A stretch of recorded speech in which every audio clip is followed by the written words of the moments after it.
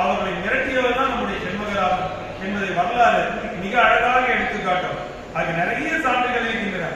இந்திய தேசிய ராணுவத்தில் மிகப்பெரிய ஒரு முழக்கம் எது என்று கேட்டால் ஜெய் ஹிந்த். அந்த ஜெய் ஹிந்த் மந்திரத்தை உருவாக்கியவரை யார் என்று கேட்டால் நம்முடைய செண்பகராமன் தான். ஆனால்தான் அவருடைய பெயர் ஜெய் ஹிந்த் செண்பகராமன் என்று அழைக்கப்படுகிறது.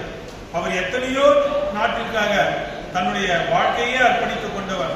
அவர் ஸ்ரீ பாரத மாதா வாலிபர் சங்கம் என்ற ஒரு சங்கத்தை நிறுவினார். இளைஞர்கள் இன்று நடிகர்கள் பின்னாடி செல்கிறார்கள் தானே. ஆனால் அந்த காலத்துல நாட்டிற்காக உழைப்பவர்களை இளைஞர்களாக மாற்ற வேண்டும். இன்று நாளைய தலைமுறை நீங்களும் குழந்தைங்களாம் வந்திருக்கீங்க. அதனால என்ன நமக்கு ஒரு தன்னம்பிக்கை பிறக்கிறது. நாடு இனிமேல் நல்ல பாதையில் செல்லும், இளைஞர்கள் நல்ல பாதையில் சென்று கொண்டிருக்கிறார்கள் என்பதை எல்லாம் நாம் புரிந்து கொள்ளலாம். அவர் வெற்றி பெற்ற பிறகு கூட சொன்னார், முதல் ஜனாதிபதியாக செண்பகராமன் தான் இருக்க வேண்டும் என்று சொன்னார்கள். அந்த அளவிற்கு திறமையானவர் நம்முடைய செண்பகராமன் ஐயா அவர்கள். ஆனால் அவர் சுதந்திரத்துக்கு முன்பே இறந்து விட்டார். ஆனா இறக்கும் தருவாயில் கூட தன்னுடைய மனைவியை அழைத்து சொன்னார், எனக்கு ரொம்ப சுதந்திரம் வாங்குற வரைக்கும் நான் இந்த உலகில் இருப்பேனா என்று தெரியாது.